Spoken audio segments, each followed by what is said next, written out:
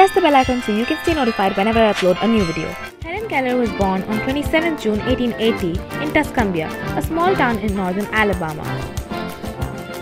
And in these videos, I walk you through the chapter summaries of The Story of My Life, a novel written by Helen Keller. October 1896, Helen went to the Cambridge School for the Young Ladies to be prepared for Radcliffe. Cambridge School for Ladies was a school for children without disabilities. This was her first experience of attending classes with girls of her own age who could hear and see. Not only was this new for Helen and other girls, but even her teachers were not used to it. Her instructors had no experience in teaching special pupils like her, and her only means of conversing with them was by reading their lips.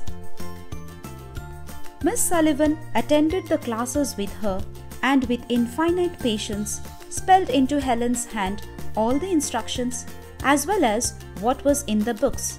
She used to look up for new words and read and reread notes and books that did not have raised prints. Helen's sponsors in London and Philadelphia worked to have textbooks embossed in raised prints.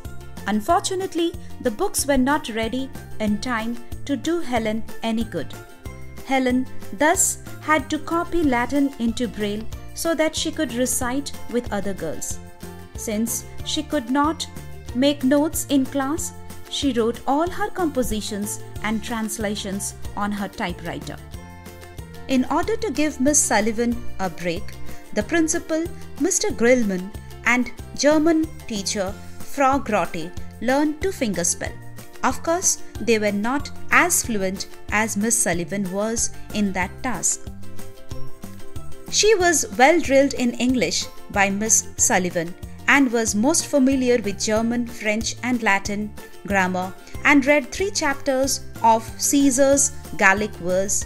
The principal, Gilman, took over teaching Helen in English literature for the remaining part of the year.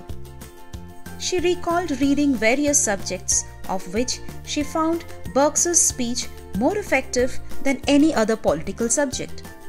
Apart from the problems associated with learning with normal children, Helen quite enjoyed interacting with other girls of her age. She enjoyed herself thoroughly playing games like the Bland Mumps Buff, playing in the snow, going on long walks and discussing studies with them. Some of the girls learned to speak to her so that Miss Sullivan did not have to repeat their conversation.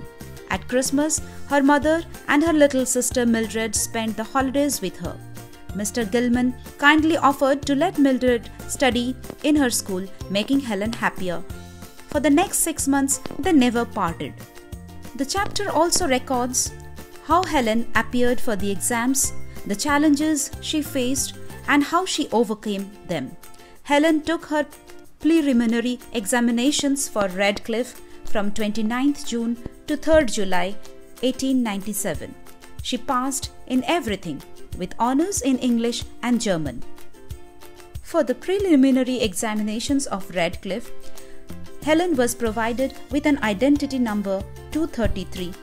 Mr. Gilman read out the papers to her and she typed all her answers in her typewriter.